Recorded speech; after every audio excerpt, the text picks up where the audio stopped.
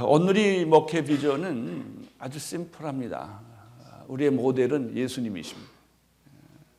제가 계속해서 이야기를 하고 있지만 우리가 자칫 잘못하면 제도를 따라가기 쉽고 방법을 따라가고 싶고 전통을 따라가기가 쉽습니다. 그것이 어제 큐티 얘기였어요. 예수님이 안식일이 주일인데 자꾸 안식일을 지키려고 그러는 거예요. 예수님을 따라가려고 하지를 않고 그 교파를 만들고 교단을 만들고 제도를 만들고 정관을 만들고 방법을 만들어서 그렇게 인위적으로 사람들이 하나를 만들려고 하는 것이죠. 그러다 보니까 막상 중요한 예수님은 잃어버리고 교파나 교단이나 껍데기만 들고 있는 거예요. 율법을 들고 있다든지 말이죠. 그래서 나도 모르는 사이에 복음으로 시작했다가 율법으로 마치고 성령으로 시작했다가 육체로 마치는 일이 얼마나 많은지 몰라요. 인간은 가만 놔두면 썩은 생선 같아요. 금방 썩어버립니다. 아무리 신선한 사람도 조금 시간 지나가면 결국은 냄새나는 인간이 되는 것이죠. 그래서 모델, 우리가 추구하는 모델이 누군가를 우리 목회에서 잘 봐야 됩니다. 다시 말하면 여러분의 교회를 가면 예수님 생각나야 돼요. 예수님 생각. 그게 목회예요. 또 한 가지는 자동차는 엔진 사이즈가 있어요. 그 성장 동력이라고 그러죠. 요즘 한국에서 지금 심각하게 고민하는 거는 앞으로 10년 후에 한국의 성장 동력이 뭐냐, 우리나라 먹고 살 게 뭐냐, 이게 지금 가장 큰 이슈예요. 마찬가지입니다. 우리 교회가 그 엔진이 뭐냐 할 때 이게 성령이에요. 성령. 우리의 골이 뭐냐? 골은 하나님의 영광이에요. 하나님의 나라예요. 삼위일체적으로 이걸 항상 생각해야 돼요. 예수님은 우리의 모델이고 성령님은 우리의 엔진, 파워고 하나님은 우리의 궁극적인 추구의 영광, 나라다. 이런 가장 기본적인 것을 생각해야 됩니다. 목회에 있어서 목회 텍스트가 뭐냐? 목회 텍스트는 물론 성경이지만 조금 더 좁혀서 이야기한다면 사도행전이다. 사도행전적 목회를 하는 것이다. 하는 것입니다. 구약도 있고 신약도 있고 뭐 많이 있지만 성경에 참고할 게 많이 있지만 예언자적 목회도 있고 제사장적 목회도 있고 또 권위주의적인 그 왕권적인 목회도 있지만 우리 온누리 교회가 추구하는 목회의 텍스트는 사도행전이다. 사도행전적 교회를 추구하는 것, 이것이 온누리의 그 DNA다 하는 것입니다. 그래서 액지 29라고 하는 큰 우산 아래 우리 모두가 모인 것은 온누리 이름으로 모인 게 아니고 사도행전적 이름으로 우리가 모이는 것이죠. 사도행전적 영성, 사도행전적 리더십, 사도행전적 조직과 행정, 사도행전적 선교를 가지고 있는 것, 이것이 온누리교회의 DNA다. 따라서 우리 온누리교회, 비전교회나 협력교회나 선교지 교회들이 항상 연구해야 되는 것은 사도행전에 나타난 10가지 특징입니다. 이 특징이 항상 내게 있는가? 두란노에 있나? CGN에 그 특징이 있는가? 그런 것입니다. 뭐 두란노나 CGN이라고 하는 것은 파라처치 개념이죠. 이것도 일종의 교회입니다. 그러면 이 사도행전적인 그 DNA가 있는가? 이거 생각하셔야 됩니다.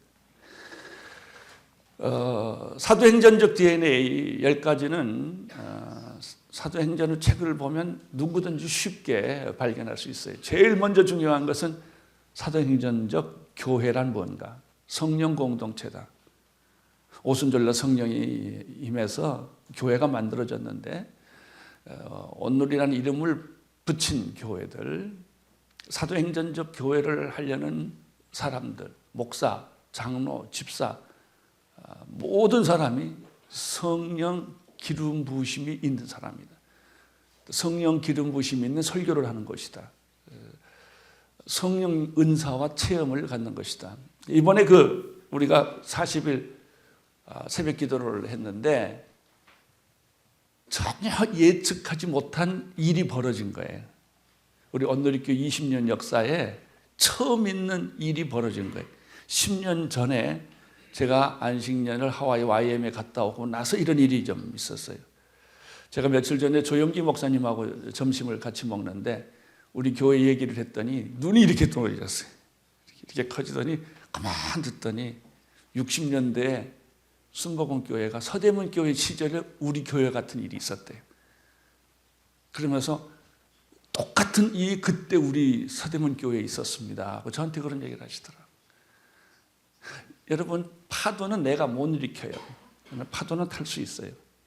여러분이 비를 못 만듭니다. 근데 비는 맞을 수 있어요. 여러분이 태풍은 못 일으켜요. 그러나 태풍 안에 들어갈 수는 있어요. 독수리처럼. 그러니까 부흥이란 주제를 가지고 얘기할 때 성장이나 부흥이 말할 때 굉장히 우리가 잘못 생각하는 것, 내가 부흥을 만들 수 있고 교회 성장을 내가 할 수 있다고 생각하는 거예요. 안 됩니다. 그건 가짜예요. 진정한 부흥, 진정한 교회 성장은 인위적으로 사람이 만드는 게 아니에요. 하나님의 성장과 부흥에 우리들이 참여하는 것뿐이에요. 그래서 줄 잘 서야 되고요, 바람 잘 타야 됩니다.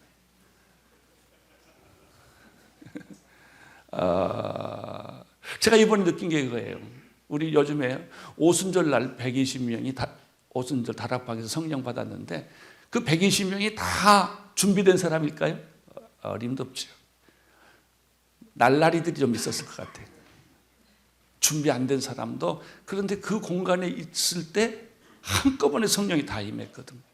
요즘 우리 교회가 그래요. 40일 새벽 기도를 계산해 보니까 한 10,000명 정도가 하고 있더라고요. 근데 그걸 누가 오라고 그러겠어요? 그 새벽에 3시 반에 누가 깨우겠어요? 누가 명령하겠어요? 누가 강요하겠어요? 한두 사람이 아니에요.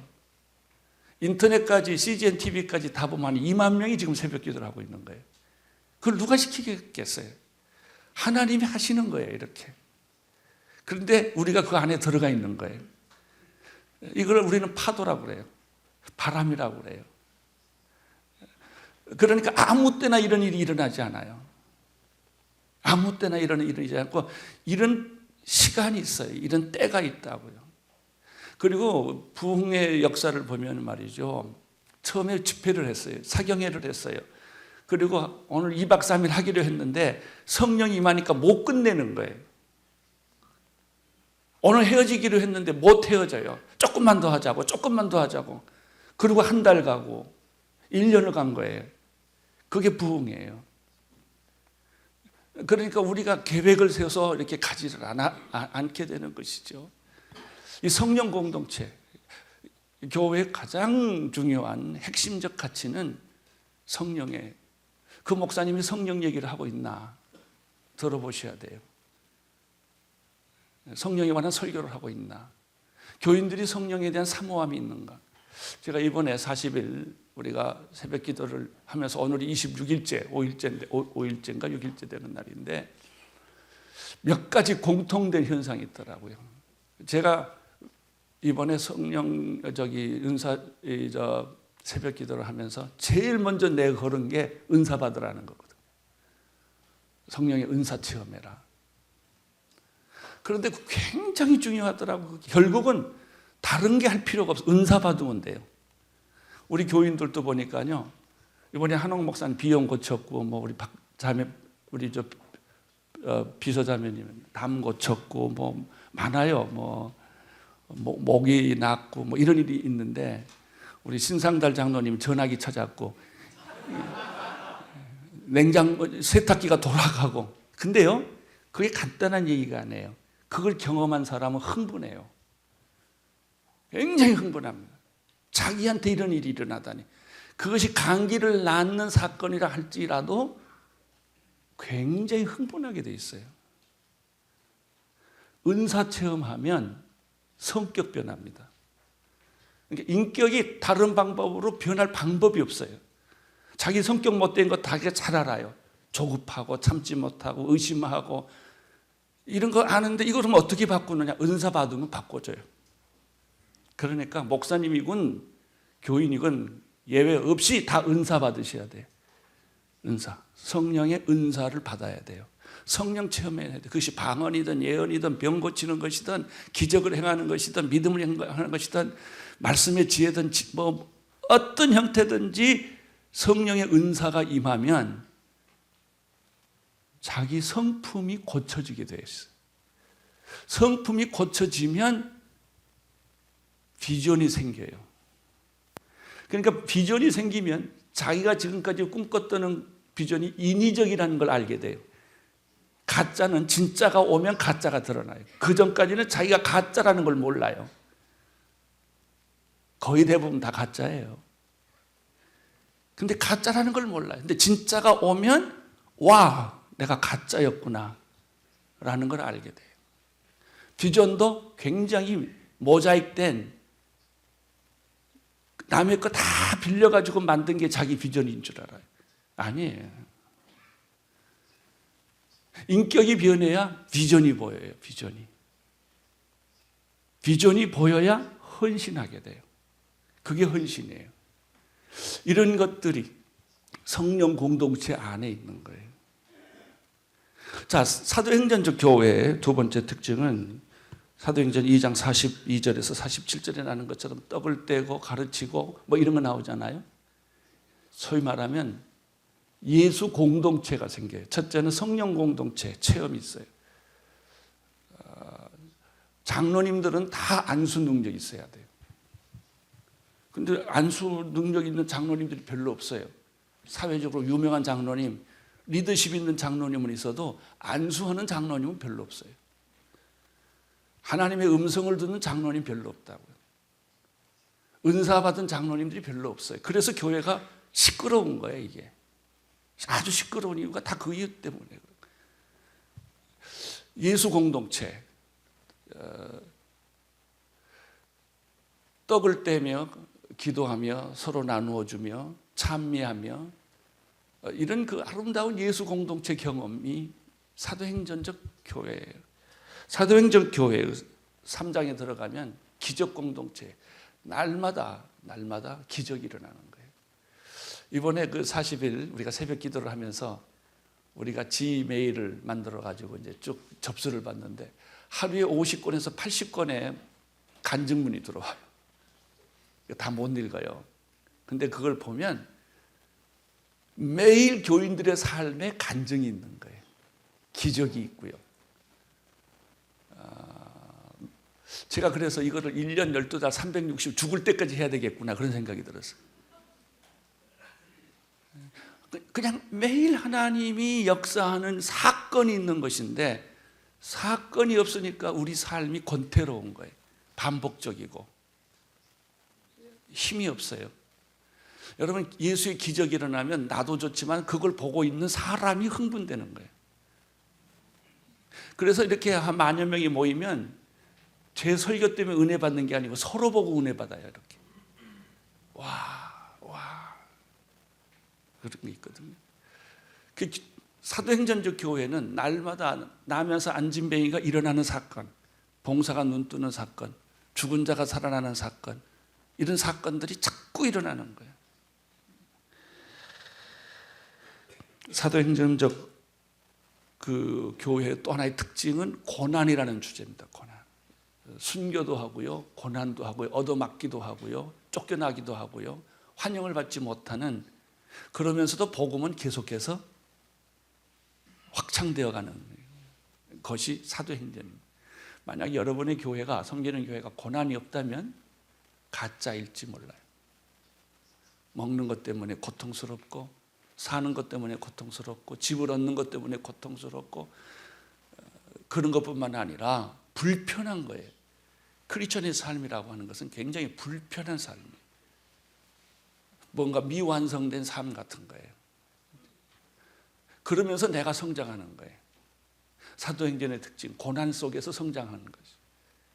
고난 속에 성장하는 것. 이것이 사도행전적 교회의 특징이다. 사도행전적 교회의 특징, 아나니아 삽비라 사건 5장에 아나니아 삽비라 사건을 통해서 하나님이 교회에게 원하는 게 뭐예요? 정직과 순결이에요. 성장보다 더 중요한 것은 정직한 거예요. 순결한 거예요. 근데 우리는 성장의 이름으로 정직을 너무 쉽게 포기하는 거예요. 성장을 이름으로 우리는 순결을 너무 쉽게 포기한 거예요. 하나님이 아나니아 삽비라 죽여버리잖아요. 즉사시킵니다. 즉사. 그만큼 중요하다는 얘기예요. 사도행전의 교회의 특징, 6장에 가게 되면 히브리파, 헬라파 싸워서 나중에 7 집사를 임명하는 게 나와요. 리더십 공동체예요. 리더십 공동체.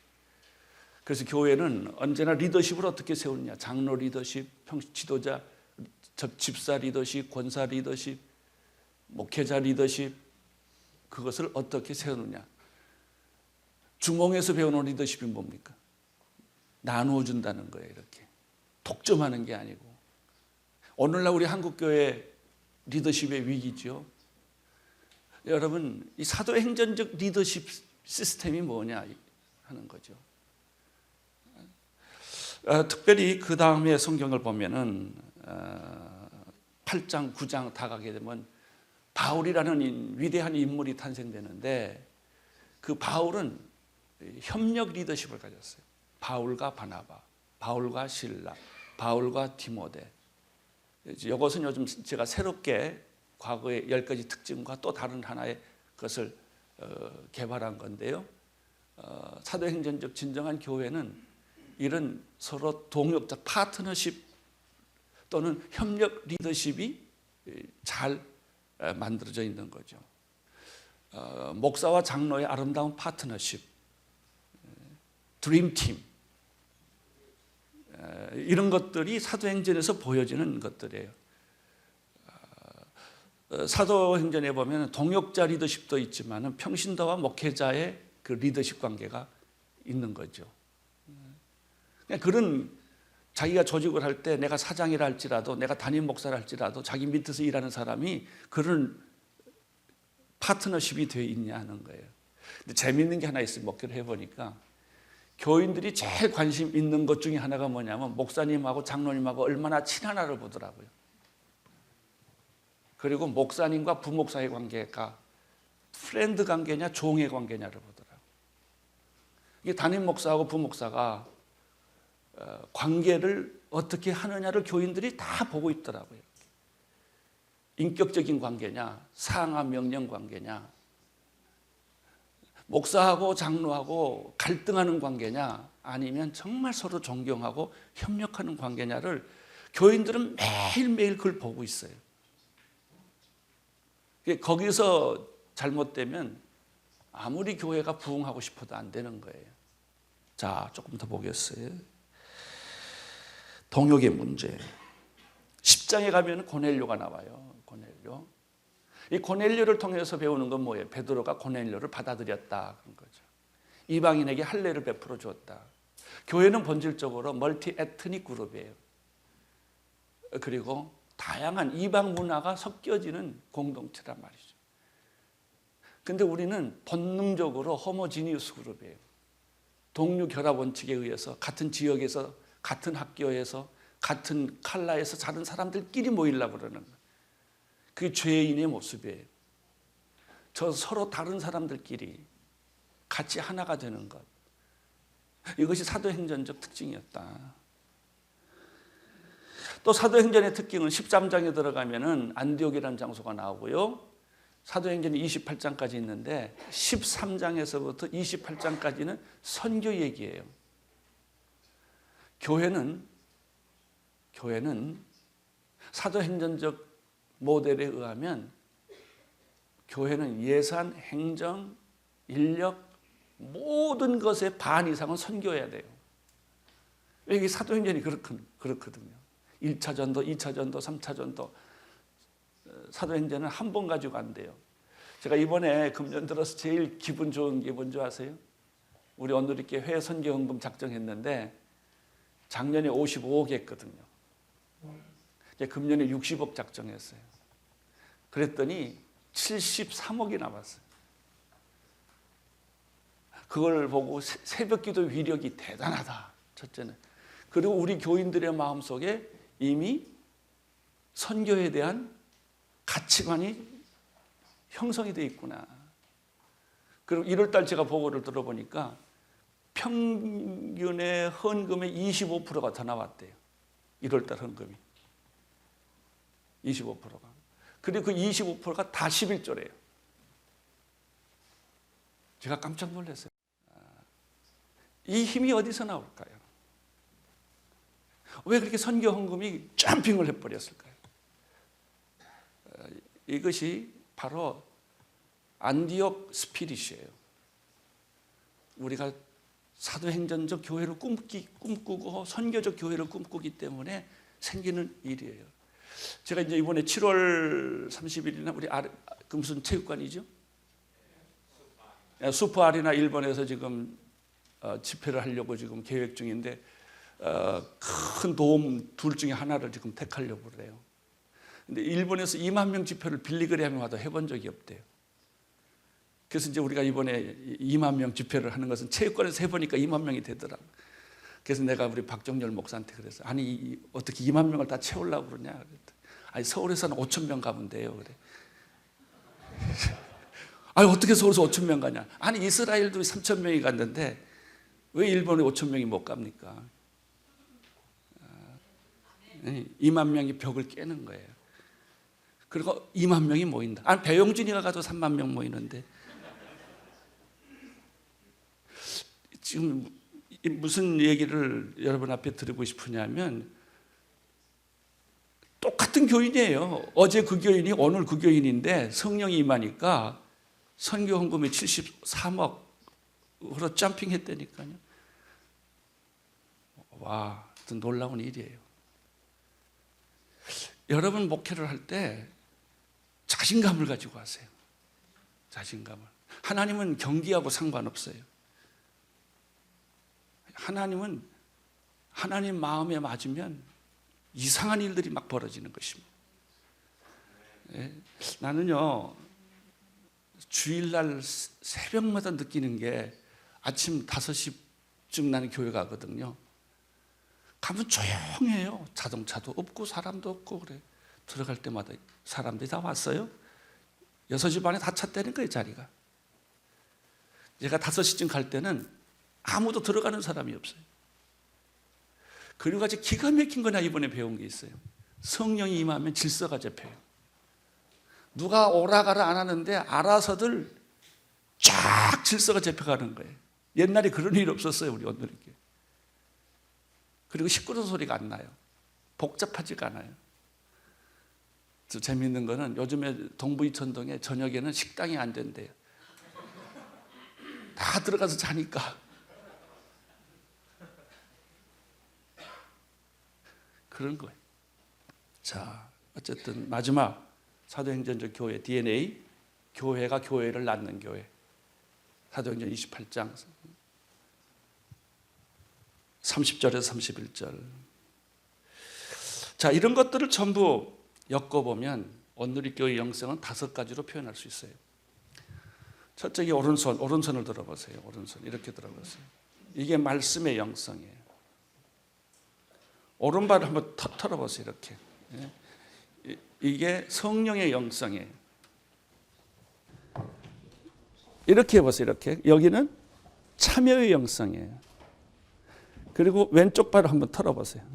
이건 선교의 영성이에요. 그러니까는 네 바퀴처럼 온누리교회 영성이 4가지 축으로 돌아다녀요. 말씀의 영성, 성령의 영성, 참여의 영성, 그리고 선교의 영성. 그 두 다리와 두 발이 심장에 엮여져 있어요. 이게 가슴. 이게 공동체의 영성이에요. 이게 교회입니다. 그래서 온누리교회는 5가지 영성이 지금 뺑뺑 돌아가는 거예요.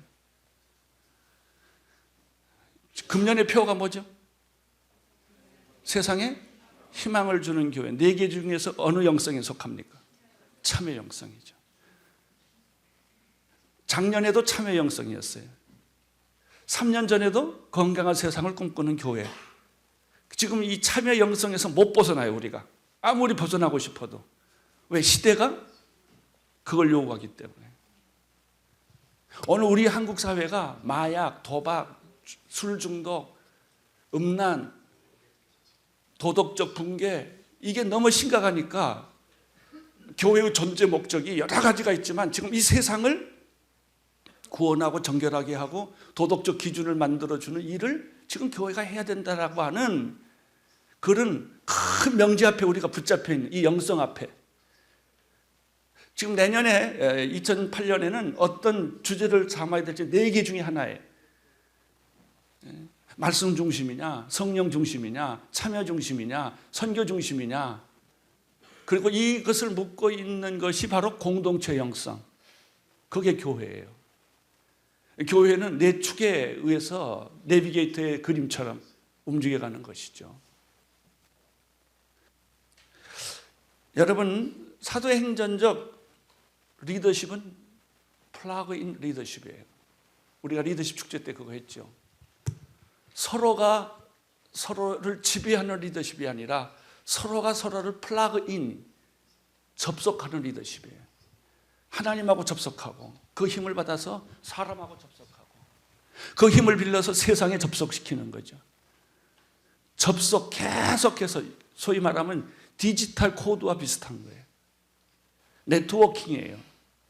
끊임없이 네트워킹을 해가면서 이 세상을 넝쿨처럼 번져나가는 것이 사도행전에서 보여주는 리더십의 원리였다.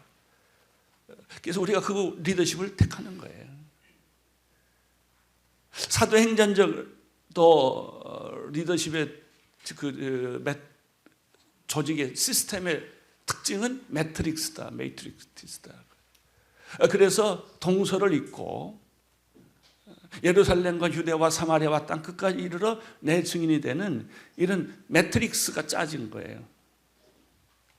여러분, 온누리교회가 서울만 하면 돼요. 무엇 때문에 우리가 일본까지 가고 중국까지 가요? 그 난리를 쳐요. 그 욕을 얻어먹어 가면서. 그래도 왜 그걸 우리가 해요? 이 사도행전적 매트릭스 때문에 그래요. 정말 성령이 임하면 나 혼자 잘 먹고 잘 살지를 못해요. 나눠줘야 돼요. 전념시켜야 돼요. 이게 복음의 특징이에요. 제가 이번에 굉장히 놀라운 사실은 우리 두란노가 지금 생긴 지 몇 년이죠? 27년째 드디어 두란노 직원들 가운데 선교사가 탄생이 돼요. 이때까지 그런 생각 꿈도 안 꿨는데 지금 우리 이번에 이영은 본부장이 남미로 이제 간대요. 와, 내가 그날 울었잖아요. 우리 두란노에 10년 이상 근속한 사람들은 다 선교사로 떠날 하나님께서 준 도전을 주신 거예요. 진짜 두란노가 돼가는 거예요. 진짜 두란노가. 놀라운 일이에요. 여러분, 이 사도행전적 특징은 예루살렘 교회, 안디옥 교회, 그리고 또 많은 평신도 리더십, 사도행전의 핵심 리더십은 베드로 리더십, 바울 리더십, 스테반 리더십, 빌립 리더십이 있지 않습니까? 또 바울과 또 누구죠? 바나바 리더십 굉장히 중요하죠. 이런 것들이 참 매트릭스가 되어 있어요. 그래서 복음은 이제 중앙아시아에서 시작해서 유럽으로 건너가는, 에게해를 지나서 유럽으로 가는 거죠. 여러분, 이제 진짜 우리 온누리에서 목회하시는 분들은 다 선교사로 떠나시는 거예요. 미국에 있다 서울로 오고, 서울에 있다 미국 가고, 이라크로도 가고, 요르단으로도 가고, 남미로도 가고, 일본으로도 가고, 여기 중국으로 가신 분들 정말 여러분들 제가 사랑하고 존경합니다. 열악한 환경 속에 막 뛰어들어가는 거예요. 이것이 사도행전적 비전이기 때문에 그런 거예요.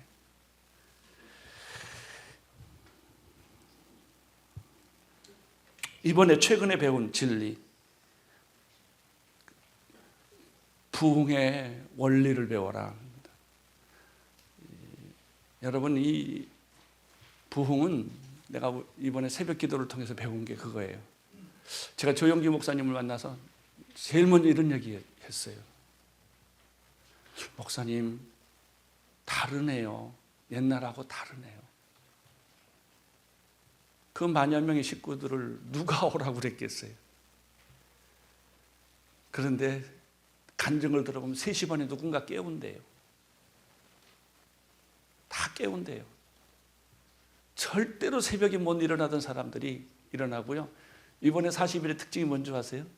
예수 믿지 않는 남편들이 몽땅 돌아오는 거예요. 그렇게 괴롭히던 남자들, 술 먹던 남자들. 그래서 이번에 새벽 기도를 가보세요. 여자보다 남자가 많아요. 새벽 기도에. 그런 현상들은 인위적으로 만든 게 아니에요. 내가 제일 주일날마다 신통하게 생각하는 거는요, 그렇게 와서 딱지 떼고 2만 원, 3만 원짜리 스티커 떼고 지하실에 내려가서 영상으로 예배 본다는 거예요. 그러려면 집에 가서 보지. 그래도 딱지 떼려고 꼭 와요, 교회. 와서 예배를 드리고 있는 이걸 어떻게 설명할 수가 있겠어요? 이것을. 여러분이 영적 원리를 배우셔야 돼요. 영적 원리. 영적 원리를 배우셔야 돼요. 거기에 기가 막힌 영적 원리들이 있어요.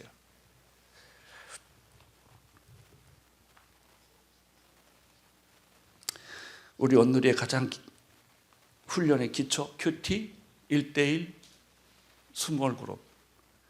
큐티는 하나님과 나와의 관계, 1대1은 나와 너와의 관계, 스몰 그룹은 나와 우리와의 관계. 이런 3가지 트라이앵글이 온누리의 모든 사역과 선교의 기초를 이루고 있다. 이런 것들이에요.